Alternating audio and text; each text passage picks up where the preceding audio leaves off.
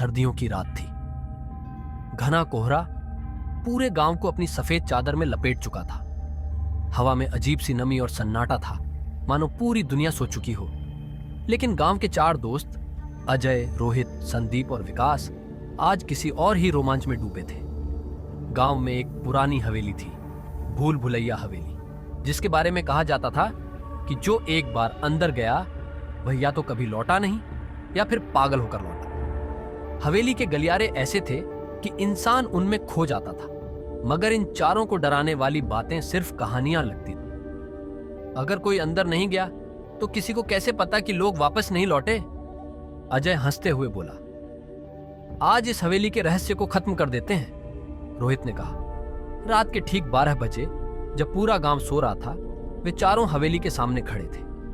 हवेली की दीवारों पर काई जमी थी, दरवाजा थोड़ा खुला था और अंदर से ठंडी हवा आ रही थी, जैसे किसी ने अभी अभी वहां सांस ली हो। जैसे ही उन्होंने कदम रखा, दरवाजा अपने आप धीरे धीरे चरमराने लगा और एक झटके में खुद ब खुद बंद हो गया। रोहित ने हंसकर कहा, डरावना माहौल तो है, लेकिन उसके चेहरे पर बनावटी हंसी थी। हवेली के अंदर अजीब सी गंध थी, जैसे सड़े हुए मांस की। दीवारों पर धूल जमी थी, लेकिन सबसे अजीब बात यह थी कि वहां ताजा पैरों के निशान थे, जो हवेली के भीतर की ओर जा रहे थे। ये किसके निशान हैं? विकास ने धीरे से पूछा।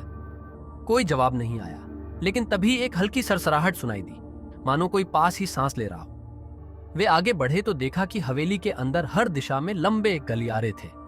हर रास्ता एक जैसा दिखता था। जैसे ही वे एक ओर मुड़े, उनके पीछे का रास्ता बदल गया। ये कैसे हो सकता है? अजय ने घबराकर कहा। क्या हम सही रास्ते पर हैं?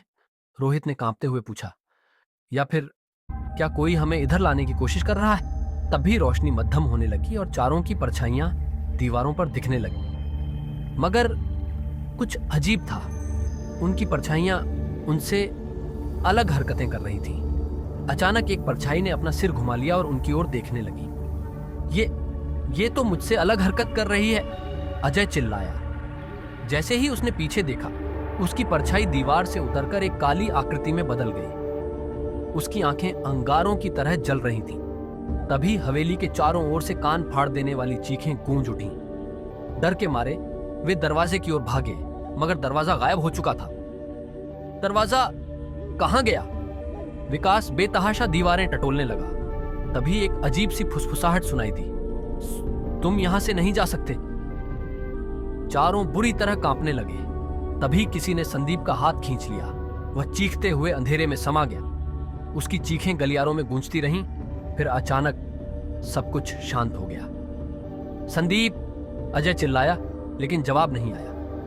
तभी सामने की दीवार पर कुछ उभरने लगा। यह एक पुरानी तस्वीर थी, जिसमें 4 लड़के खड़े थे, लेकिन उनके चेहरे धुंधले थे।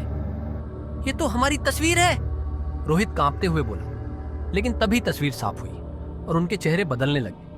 उनकी जगह 4 पुराने मुरझाए चेहरे आ गए। तस्वीर के नीचे खून से लिखा था, फिर से तुम्हारा स्वागत है। चारों की आंखों के सामने अंधेरा छा गया। जब उन्होंने आंखें खोलीं तो वे फिर से गांव में थे। ठीक वैसी ही रात, वही कोहरा, वही डर। हमें हवेली जाना चाहिए, अजय बोला। चारों ने फिर से हवेली की ओर कदम बढ़ाए, बिना यह याद किए कि वे पहले भी ऐसा कर चुके थे। वे हमेशा के लिए भूल भुलैया हवेली के शिकार बन चुके थे। हर बार नए सिरे से, बिना यह याद किए कि वे पहले भी इस डरावने चक्र में फंस चुके हैं।